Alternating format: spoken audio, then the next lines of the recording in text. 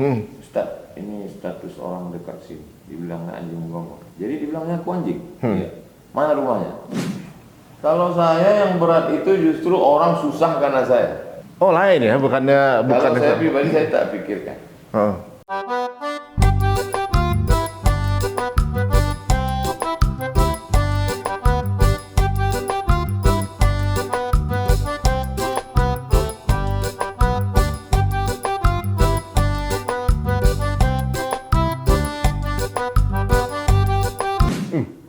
Yang nyampaikan adik mahasiswa yang tinggal di masjid. Ustaz, ini status orang dekat sini. Dibilangnya anjing menggonggong. Jadi dibilangnya aku anjing. Iya. Mana rumahnya? Anda datangi rumahnya. Anda datangi rumahnya. Assalamualaikum. Waalaikumsalam.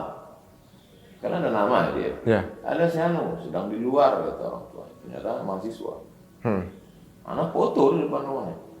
Nah, kirimkan ke dia. Aku sedang di depan rumah kau. Mana kau? Datang sini. Sendirian. Di situ pasana. Ini belum pernah dengar ya gimana? Jadi dulu anak kalau ada gitu anak datang. Iya. Tapi nggak bawa jamaah sendiri. Kemudian pasana ceramah di kampus UIR, Islam Riau. Ada yang bilang ada orang yang ngejek-ngejek Ustadz di medsos. Mana dia? Itu sedang diparkir. Anak datang, lari dia bilang penting anak kejar. Itu masih skop Pekanbaru. Iya. Setelah nasional ternyata yang model gini ini banyak. Lebih besar lagi ya? Mana tuh kejar-kejar kita semuanya. Iya. Organisir. Nah, biarkan aja lagi. Bisa biarin aja. Karena kita udah kemudian kata orang ini kalau gini mesti dilaporkan. Laporkan ke Polda, dia foto anak dia coret-coret segala macam. Anak lapor ke Polda, BAP. Anak khusus kan 1 hari, BAP Polda. Lalu kemudian setelah itu anak khusus kan sidang. Anak datang. Di Pekanbaru? Pekanbaru. Anak datang ke persidangan. Sidang pertama dia tak datang. Sidang kedua anak datang, katanya mencret. Itu ambil pelajaran sebetulnya mereka ini gagah di medsos aja. Iya. Pas berhadapan mencret juga.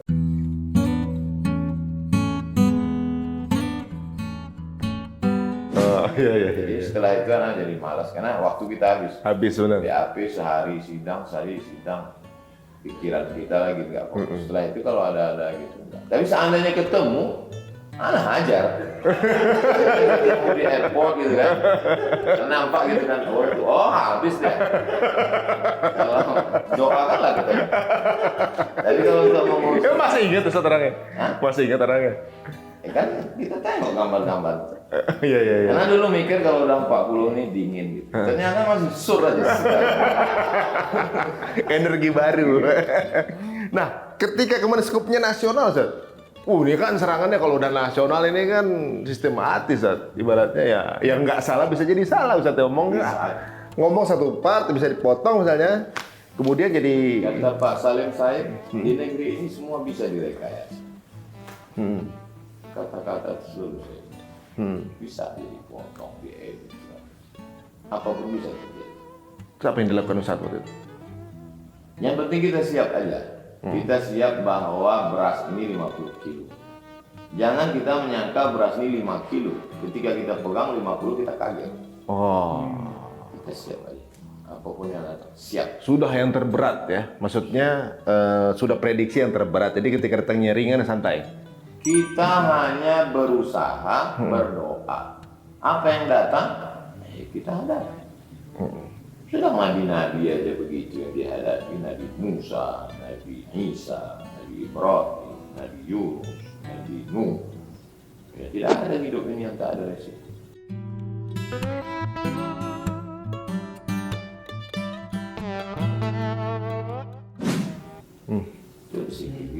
Respon Ibu Ustadz gimana?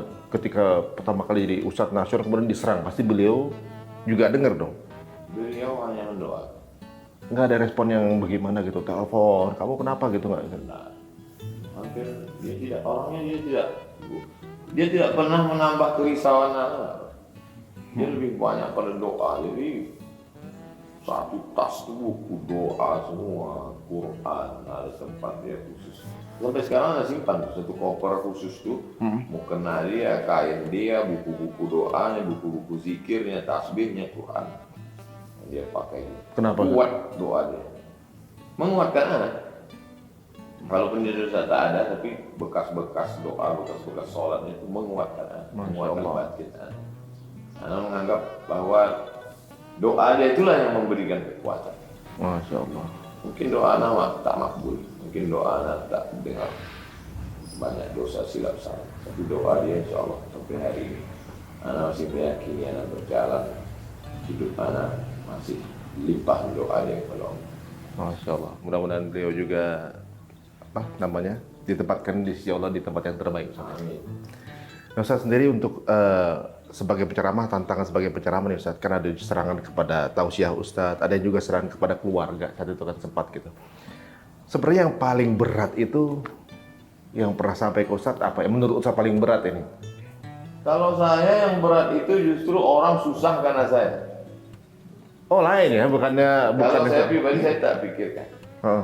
Kawan ikut tes mau jadi ini, jadi itu, dipersulit gara-gara berkawan dengan anak, itu yang anak nggak siap. Makanya sebelum kawan-kawannya akrab, kau siap nggak dekat dengan aku. Kalau dia foto, nanti kalau foto kau diupload, kau dipersulit siap. Aku susah biasa, tapi nengok orang susah gara-gara aku tak mau. Masya Allah. Nanti kan tinggal kapan tinggal foto lagi dengan yang lain Ustaz. Jadi ada sepupu itu hampir 5 tahun, 6 tahun ini anak nggak pernah datang ke rumah mereka. Jadi kata mereka, kau kenapa ini mutus silaturahim? Enggak, saya kalau saya hello masih.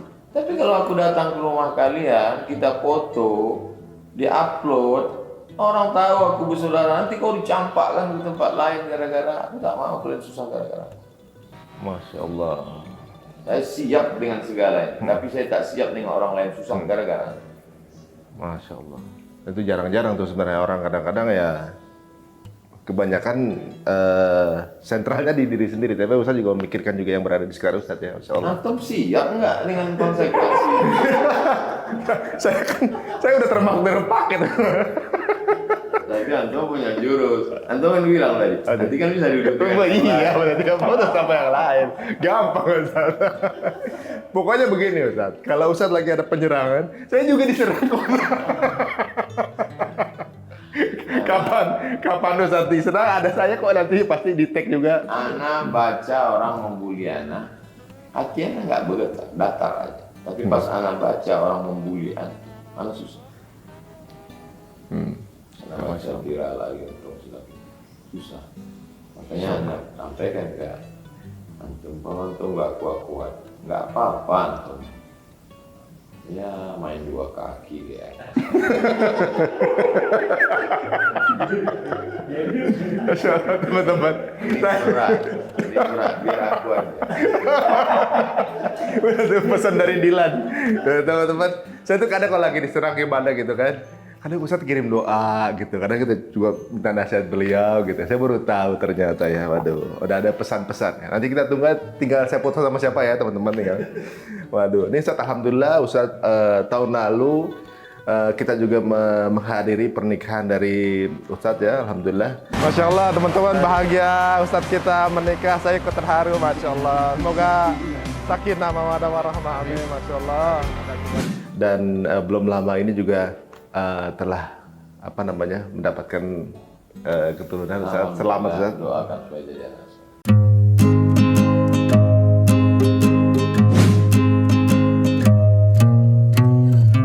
Masya Allah. Nah dia, anak-anak Ustaz ada yang Ustaz proyeksikan jadi penceramah juga nggak Ustaz?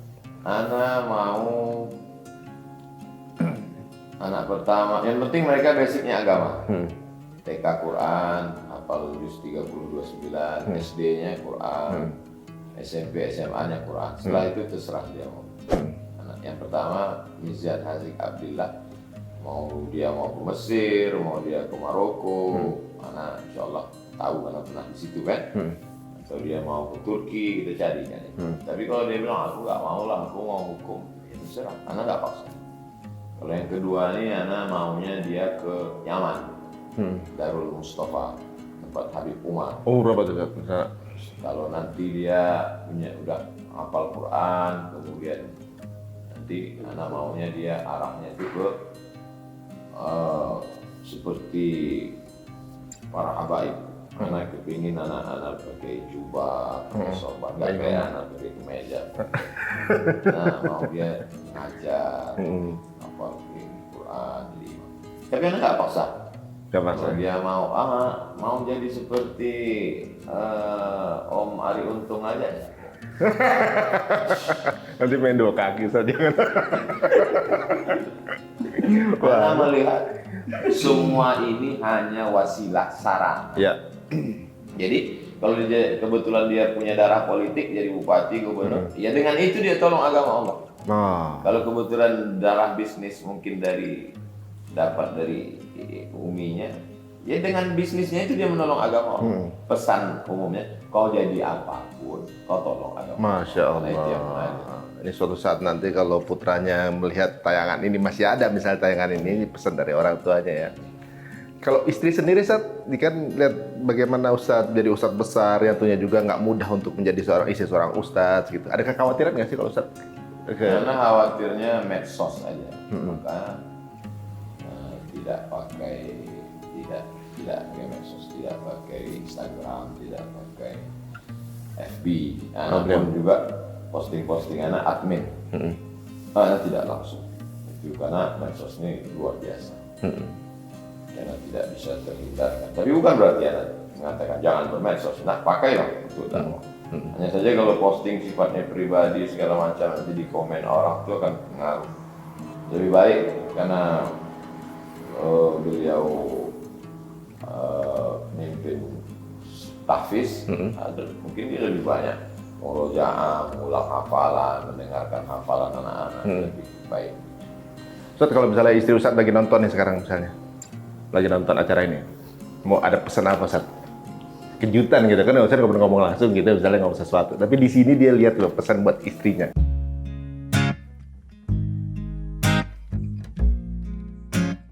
Pesannya bahwa kemanapun anak pergi itu insya Allah untuk dakwah. Buktinya mana? Nih duduk dengan Mas Ari Untung pun ceritanya dakwah. Insya Allah walaupun mati dalam dakwah. Amin, amin, Masya Allah. Terus dia teruskan dakwah untuk anak-anak, untuk santri-santri, menghafal Quran. Itu aja. Dari awal Ana udah kasih tahu bahwa anak ustadz, tapi anak bukan ustadz yang mewah, yang kaya, yang wah. Anak tinggal di kampung, anak pergi-pergi, ya, menjelaskan ke keluarga, karena kami tidak ada komunikasi sebelumnya. Oh, begitu ya. Setelah nikah baru anak ada komunikasi. Allah. Tapi semua udah anak jelaskan dari asal. Ya, terakhir Ustaz, pesan untuk viewer kita yang kepengen anaknya jadi ulama gitu, atau jadi pemuka agama atau mendalami agama, apa nih pesan Ustaz? Kalau ada tes ke Mesir itu dulu, yang dites Quran, bahasa Arab, Pancasila. Ana mengusulkan kalau anak kita mau dikirim, tambah satu lagi. Apa tuh? Dia bisa mendongeng. Karena penting. Dia bisa berkomunikasi, menyampaikan. Jadi kalau dia sebelumnya cerita dongeng, setelah dia belajar agama, dia bisa menceritakan itu dengan cara yang baik. Ini kan bakat juga. Iya, benar. Jadi anak mundur ke belakang, anak ingat. Dulu di samping rumah kami ada warung jual minyak goreng, jual gula. Kalau anak disuruh pagi suruh beli minyak goreng, beli gula, itu nggak pulang-pulang. Karena sampai di situ diajak mereka di situ ngobrol, cerita. Memang ini datang untuk jemput pulang. Oh iya. Cerita. Kalau di sekolah SD, ibtidaiyah lagi keluar, kan masuk jam 8, jam 10 kan keluar memang. Iya. Itu kalau anak duduk sama kawan-kawan di bawah pohon, itu kami cerita, kawan tuh keliling, sampai kadang lambat masuk. Jadi dari kecil anak udah bercerita. Demen cerita ya. Nah, jadi bercerita penting. Orang tua juga bercerita ke anak, ada komunikasi. Ustadz, maka kata Pak Anies di ketika saya keluar ya, Ustadz ceramah itu ada 3. Ada model ceramah itu Monolog. Ada ceramah itu modelnya teatrikal. Ada ceramah itu model dialog. Ustadz ini model dialog. Mana sebelumnya nggak paham. Selama Ustadz bercerita dengan jamaah. Iya. Jadi anak bukan yang model teatrikal, anak bercerita dengan jamaah. Jamaah ada hubungan. Jadi dai, Ustadz, dia mau tidak mau, suka tidak suka yang bisa bercerita, supaya komunikasinya. Kemudian jangan pernah takut nanti anak ini kalau sekolah agama makan apa, ini sekarang. Nah itu memang menjadi momok kita kebanyakan pada pikirnya begitu kan? Dia anak, kakek anak tidak pernah berpikir itu, malah dia kasihkan ini 2 hektar ke sekolah cucuku. Mak juga nggak pernah berpikir nanti. Ya Allah tolong. Waktu anak ikut tes CPNS, kita nggak ada kenalan, kita nggak ada backing, kita nggak ada orang pejabat yang keluarga kita. Dia tanamkan rezeki tak begini. Kalau kau lulus, rezeki kau di sini. Kalau kau tak lulus, berarti ini pengalaman, rezeki kau tempat lain. Jadi memang ada dalam Quran cerita tentang rezeki, dalam hadis ada tentang rezeki. Tapi anak-anak kita ini perlu orang hidup yang bercerita tentang itu. Dia perlu ayat Quran, hadis yang hidup. Tidak bukan sekedar di kertas. Anak menemukan itu dalam ilmu. Dia tidak pernah takut hidup. Jadi suruh anak sekolah. Ketika umurnya udah mau meninggal 70. Nanti mak, aku ke Sudan. Kalau aku ke Sudan meneruskan doktor, nah kan dokter 2017. Beliau meninggal 2019. Nanti kalau aku pergi ke sana setahun, aku tinggalkan mak sendiri-sendiri. Katanya kau pergi aja, kau selesai kan. Masalah mati dimanapun mati. Jadi, anak beranggapan waktu itu dia akan bilang, janganlah kau pergi, aku ini udah tua, kalau aku mati gimana? Enggak, kau pergi, kau selesaikan dokter. Salah mati dimanapun mati. Beri dia semangat. Lebih baik kau pergi jauh, kau jadi ulama, kau didik umat, kau hafal Quran, pahala kau sampaikan daripada kau di sini buat dosa.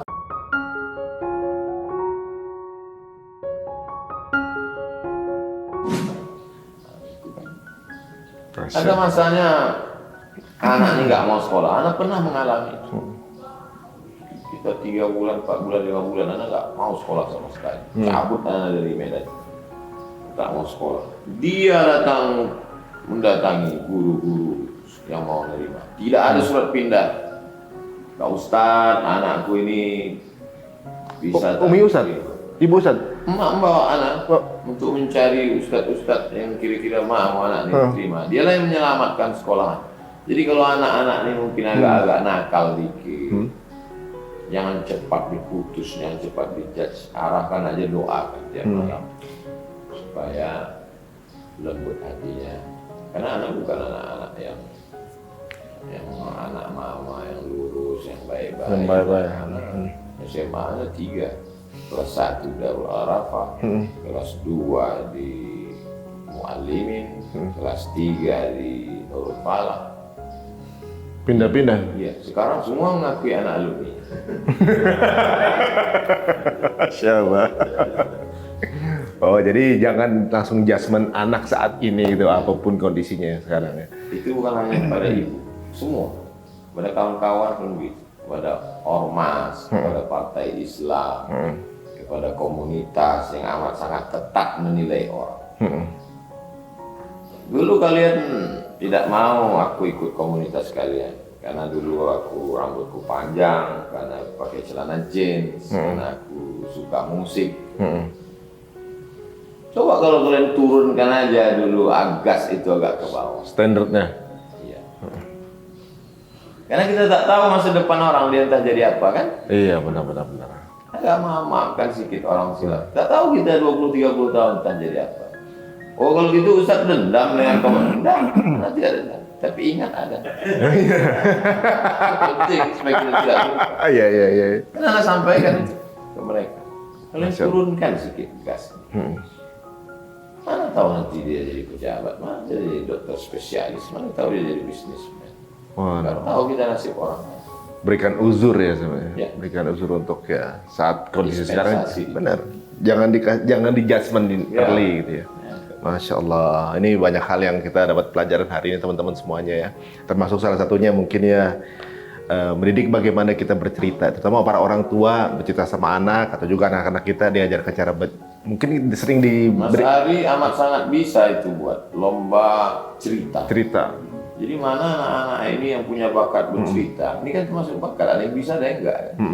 Anak-anak yang bakat bercerita, ini bagus diisi agama, sehingga ceritanya sebelumnya yang dongeng, menjadi cerita yang berkualitas. Dia yang menyampaikan itu ke komunitas dia, selevel SD, SMP, SMA. Sehingga cerita dia tentang Ashabul Kahfi, tentang Nabi Musa, tentang perjuangan, jadi bahannya aja kita isikan melalui lisan dia. Nah, sampai itu Sampai. ilmunya sampai ke masyarakat yang dengar ya. Masya Allah. Ini banyak apa namanya insight ya teman-teman semua dari pembicaraan singkat ini luar biasa sekali gitu. Saya juga ada satu tausiah Ustadz yang saya rasa ini saya pikir ini perlu teknik ya untuk melakukannya gitu. Saya tadi tapi dengar wawancara barusan kayak nggak pakai teknik, semuanya keluar begitu aja. Tapi kalau kita mendengarkan ini kayak ada sebuah teknik public speaking. Terutama ya waktu Ustadz ketika menjawab pertanyaan di surga ada rokok atau enggak itu. Saya kalau udah cerita tentang surga ini ada satu yang mau saya tanya Pak Ustadz. Penasaran betul saya. Saya rasanya tak bisa hidup di surga kalau ini tak ada Pak Ustadz. Tapi Ustadz jangan marah ya. Ya, yang tersinggung Pak Ustadz. Tak apa-apa. Apa namanya? Ada tak rokok di surga itu Pak Ustadz?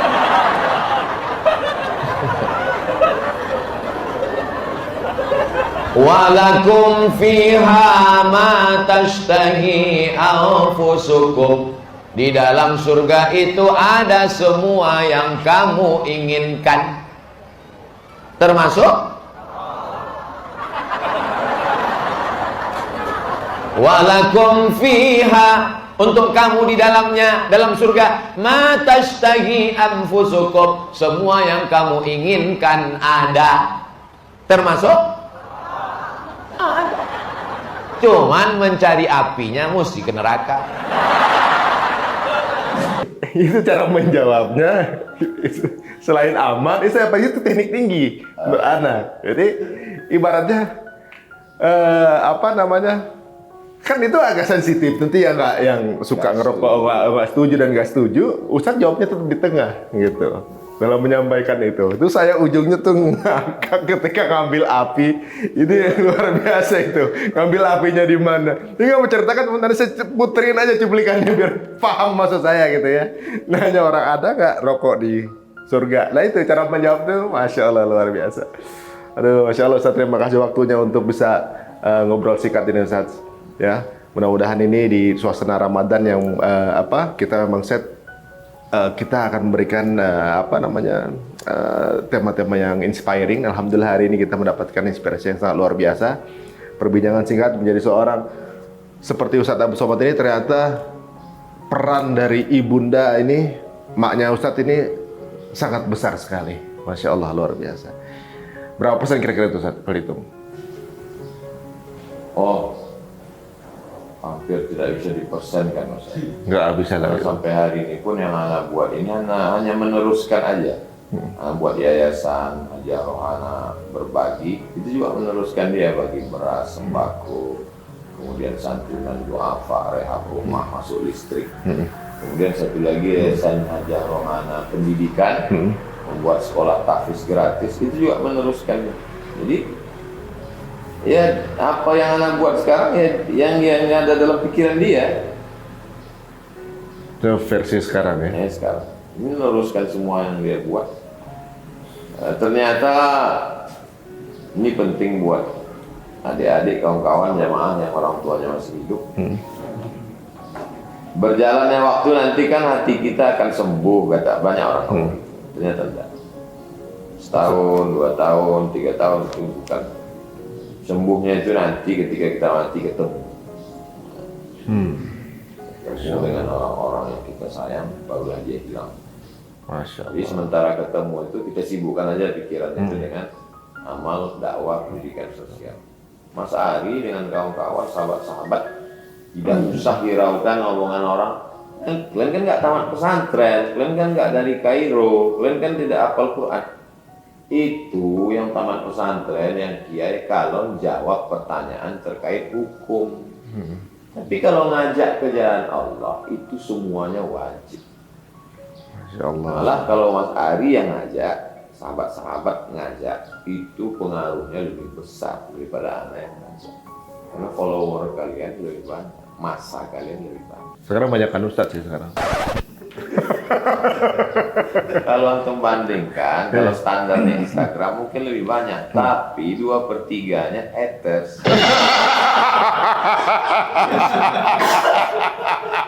Cuma ngecek.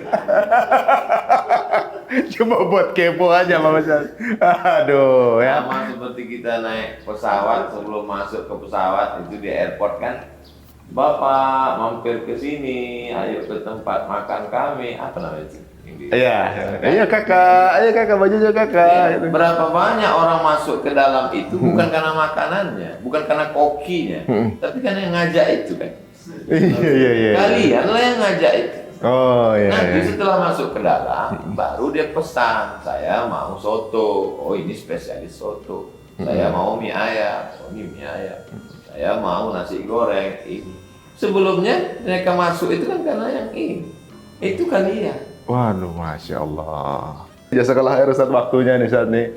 Mudah-mudahan menambah orang jadi tambah tahu siapa sebenarnya Ustadz ini dan bagaimana semangatnya. Santai banget ya Ustadz kita ini.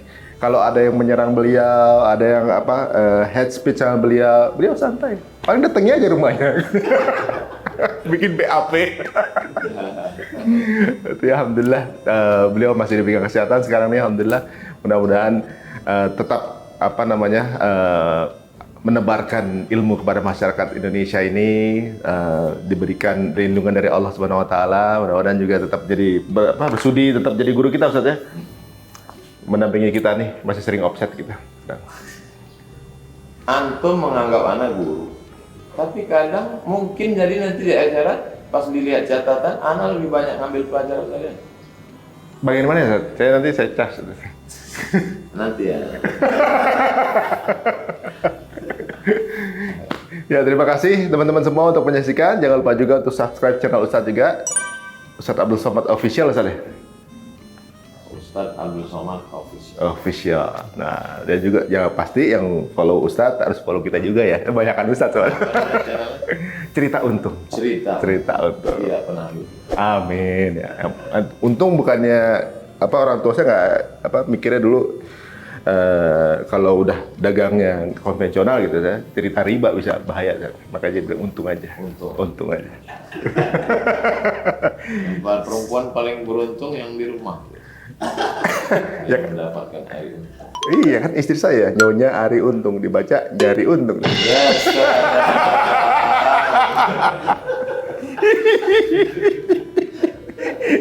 Waduh. Ini dia nih Ustaz kita teman-teman semuanya nih. Nggak bakal habis pokoknya sama Ustaz ya. Waduh. Sampai ketemu lagi dan mudah-mudahan bermanfaat. Assalamualaikum warahmatullahi wabarakatuh. Waalaikumsalam.